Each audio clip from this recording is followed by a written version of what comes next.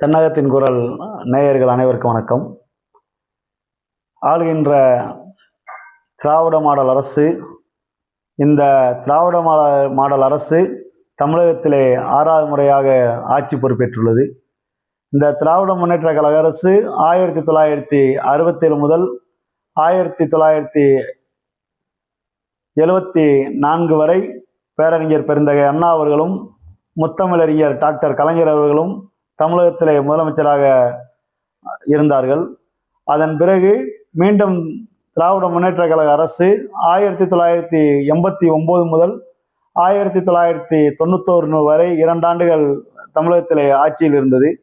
அதன் பிறகு 1996 முதல் 2001 வரை 5 ஆண்டு காலம் முழுமையாக ஆட்சி செய்தது.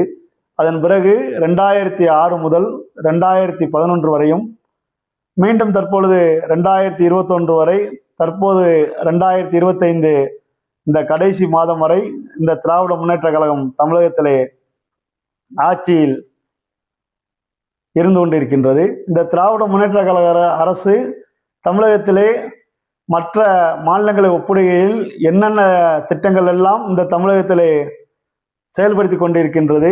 அவ்வாறு செயல்படுத்தக்கூடிய திட்டத்தால் தான் மற்ற மாநிலத்தில் இருக்கக்கூடிய வெளிமாநில தொழிலாளர்கள் கிட்டத்தட்ட 1.5 கோடி பேர் தமிழகத்திலே வேலை வாய்ப்பிலே இருந்து கொண்டிருக்கின்றார்கள்.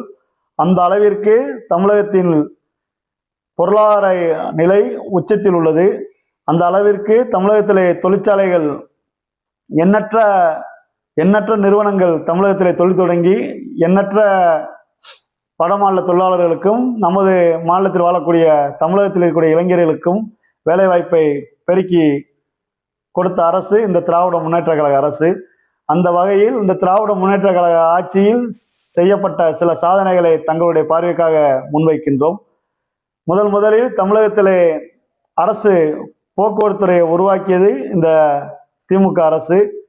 அந்த போக்குவரத்துறையை தேசியமயமாக்கியதும் இந்த திராவிட முன்னேற்ற கழக அரசு தான்.